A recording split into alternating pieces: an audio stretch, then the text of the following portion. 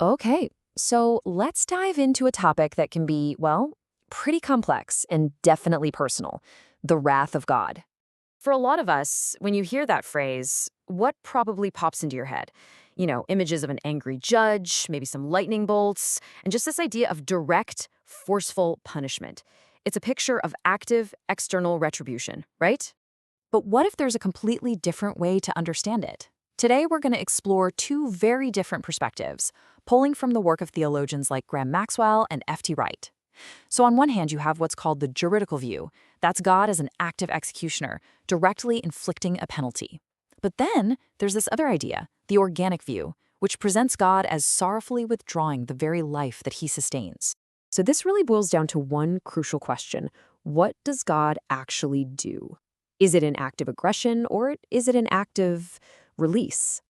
Well, this organic view, it points straight to scripture where God doesn't seem to strike people down, but instead he gives them up or gives them over. F.T. Wright puts it this way: it's not some emotional outburst of anger, but more like the pain of a lover letting go, respecting a choice to separate. Now, to really get our heads around this, there's a simple analogy that honestly, it just reframes the whole dynamic of what wrath could be. This illustrates the core idea so perfectly. Theologian Graham Maxwell suggests that since God is the only source of all life, separating from him is literally like unplugging a fan. The fan doesn't stop because the power outlet attacked it, right? No, it just stops because it was disconnected from its power source. And this leads us to a really clear distinction in how we see God's action. So, is God the one actively inflicting a penalty, or is he simply honoring a choice to separate, a choice that has its own inevitable built-in consequences? This whole concept, it also completely changes how we view God's law. Is it just a list of rules from some cosmic king, or is it something way more fundamental? The traditional view often paints God's law like imperial rules from a king. If you break them, you need a legal punishment. But in this organic view, the law isn't arbitrary at all. The organic view reframes this completely. It sees God's law not as arbitrary rules, but as the design protocols of reality itself, like the laws of health or physics. Think about it. If you step off a roof, you don't get a ticket from Isaac Newton. You experience the natural consequences of gravity. And this reframing brings us to maybe one of the most powerful and frankly terrifying images in all of Scripture: the consuming fire of the final judgment. The juridical view sees this as a literal, punishing fire created to torture. But what if that's not it at all?